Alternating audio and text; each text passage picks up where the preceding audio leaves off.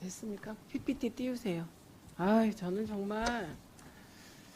정말 이 공간과 일반 국민들의 시각이 너무 달라서 제 머리가 헷갈립니다. 예, 한국갤럽 여론조사입니다. 예. 한국갤럽입니다. 예, 윤석열 정부가 가장 신뢰한다고 알려져 있는 즐겨보는 뉴스 채널 1위가 MBC입니다. 그런데 MBC가 21%고 KBS가 15%입니다. 이건 그냥 팩트입니다. 그 다음에 중도층 있죠? 그럼 MBC를 가지고 정파적이다 뭐다 뭐 막 욕을 합니다. 노영방송이다. 그런데 국민들의 선호도는 가장 높아요. 그럼 또 진보만 높대요. 그런데 보십시오. 중도에서도 KBS 11, MBC 21, TV조선 4, SBS 7, 채널A 1, JTBC 6, MBN 2입니다. 압도적으로 높아요. MBC가. 중도에서도. 이건 팩트입니다. 그리고 다른 로이터 저널리즘 거 있나요? 예, 올리세요. 이 로이터 디지털 뉴스 리포트 이것도 MBC가 57%로 1위입니다. JTBC가 55%로 2위예요. KBS가 51%입니다. 이것도 팩트예요. 이걸 가지고 계속 그런데 이것이 대한민국의 모든 매체를 대상으로 한 여론조사는 아니죠. 지금 여기 쭉 브랜드 나와 있는 로이터 저널리즘, 그러니까 로이터 리포트가 뽑은 데에서 이런 순위다. 이런 의미입니다. 근데 KBS가 한때 사실은 KBS 9뉴스 시청률이 30% 훨씬 넘었죠. 그죠? 지금 몇 프로입니까? 박민 사장님. 오늘 몇 프로입니까? 오늘. 어제 몇 프로였습니까? 어제 7.5 정도 나왔습니다. 네, 그렇습니다. 지금 전반적으로 지상파 뉴스의 시청률이 떨어지고 있는데 그러면 MBC가 왜 이렇게 1위라고 생각하십니까? KBS는 왜 떨어지고 과거에 압도적으로 1위였어요. 정현주 사장 때는 뭐 타의 추종을 불허했습니다. 그런데 MBC는 오르고 KBS는 떨어지는 이유는 뭐라고 생각하십니까? 글쎄, 어제 MBC 뉴스는 6점 몇 프로였습니다. 그래서 뭐 여론조사가 팩트라고 말씀하시는데 아니요. 여론조사는 여론조사의 잠시만요. 결과가 팩트겠죠. 잠시만요. KBS는 몇 프로요? 어제?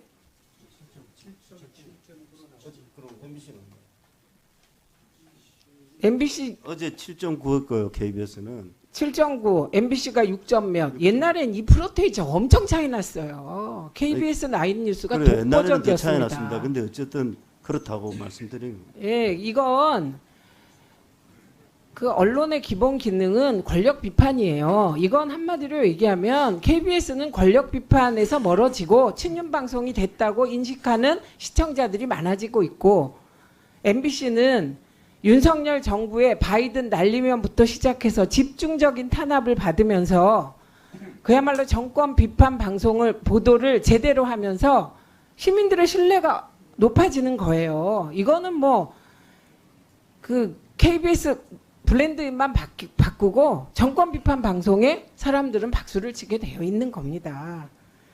그 다음에 대통령께 임명장 받으셨죠? 대통령으로부터. KBS 사장은 대통령 임명이잖아요. 예, 뭐 전달받았습니다. 예. 대통령과 독대하셨습니까? 아니요, 전달받았습니다. 예. 대통령과 독대한 적이 있습니까? 검사 시절에 중앙지검장 할 때. 예. KBS 사장 이 사장을 할 생각을 어떻게 하셨습니까? 누가 해보라고 했습니까? 이런 자리를 누가 해보라고 하기는 힘들 것 같아요. 그냥 본인이 자체 발광으로 하신 겁니까? 예, 제가 한번 해볼까 생각했어요. 아, KBS 사장을요?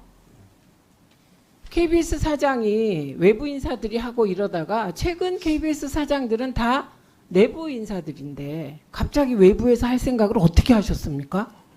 갑자기? 7분의 내부 KBS 사장님이 하시면서 네. 그 약 10여 년 동안 KBS의 매출이든 모든 부분에서 지표가 하락했습니다. 그래서 KBS 외부의 인사가 와야 KBS가 혁신된다는 여론이 시중에 많이 나왔고 저도 언론계에서 그런 이야기를 많이 들었어요. 저 시중에서 별로 못 들었는데요. 저는 많이 들었습니다. 아니 시중에서 들으면 갑자기 내가 해야지 이런 말 그런 막 의지가 솟구칩니까? 이건 KBS 내부 종사자들에게는 매우 매우 자존심 상하는 일이거든요.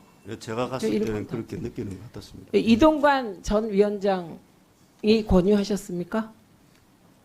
제가 답변을 드렸습니다. 이 문제에 대해서는 이미. 곤란하세요?